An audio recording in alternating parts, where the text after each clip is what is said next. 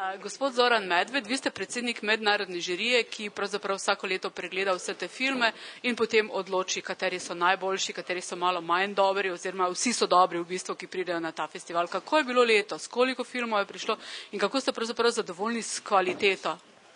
No, filmov vedno pride tam enih 160, 170, toliko je pač prijav na festival, ponavadi 14 do 16 držav, tudi evropskih, tudi čezoceanskih, če smem tako reči, torej tudi z drugih celin. Festival je to zadevno malo zelo dolgo tradicijo in dobro tradicijo ene bogate in raznovrstne, tudi s nekim kulturnim ozadjem dobre v bistvu udeležbe.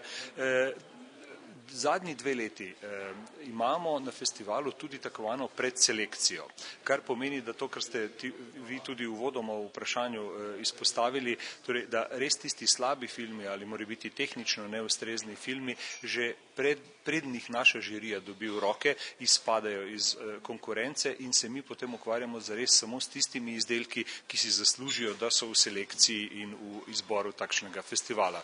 Dejstvo je, da smo v letošnji izboru nekako opazili, da je malo upešala kategorija dokumentarnih filmov, zaradi tega, ker vendarle nekomercialni video in film je deloma vezan seveda na produkcijo filmskih akademij ali pa šol in sploh bom rekel recimo neko učenje o filmu in videu. Večino teh filmov pa naredijo v bistvu ljubiteljski ustvarjalci in oni so svojimi temami omejeni dejansko na prostor, v katerem živijo, bodi si recimo na potovanja po svetu, ko zaidejo v kakšno zanimivo okolje ali pa v neko mesto ali ne vem, znamenit kraj po kulturnih in drugih spomenikih in najdbah in seveda probajo o tem potem narediti eno zgodbo, nam predstaviti ta del košček sveta skozi svojo zgodbo. Nekako ta mrzlica tudi popotovalna in siceršnja je nekako potihnila in zaradi tega so prišle druge kategorije v ospredje. Letos sta pravzaprav oba glavna nagrajena filma iz kategorije eksperimentalnega filma, ki je že pretekla leta skoraj da bila v krizi, ampak tokrat se je izkazalo, da so mladi avtorji uspeli najti v tej definiciji eksperimentalnega filma nek dober izziv. In so dejansko sta nastala 2 filma, ki imata zgodbo, imata tudi sporočilo, ampak sta briljantno narejena in predvsem sta pokazala, kako je treba pametno in dobro uporabiti novo digitalno tehnologijo v kreativne namene. Torej ne samo, da imaš digitalno igračko pa da rečeš, glej, jaz pa zdaj lahko posnamem super sliko, ampak da vse skupaj ima nek smisel, da vemo, zakaj je široki format, zakaj so barve takšne, zakaj so odnosi med igralci v neki zgodbi takšni, kot so. In vse to je res tako popolno, da je žirija mora na nek način izraziti veliko zadovoljstvo, da nam je uspelo dobiti takšna 2 filma na festival in seveda z veseljem smo jo tudi nagradili. Prejšnja leta so si lahko gledalci, poleg tega, da so prišli v Unionsko dvorano in si nekatere filme ogledali tam, kompletno produkcijo lahko videli tudi na nacionalni televiziji. Kako bo letos s tem?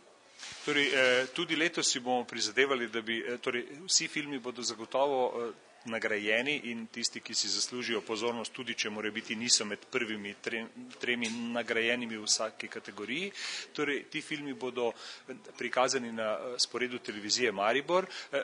Prva ura nekega izbora sledi že to soboto 22. novembra, približno okrog 21:30, takoj po sobotnem filmu na sporedu televizije Maribor, potem pa še 3 sobote do približno polovice letošnjega decembra. Mislim, da 4 ure izbora z takega festivala pomeni že zelo veliko in da bodo gledalci zares lahko videli, kako dobra je bila, če temu smem tako reči, to smo še vedno nekako komaj končali Martinov teden, kako dobra bera je bila v letošnjem letu in na letošnjem festivalu.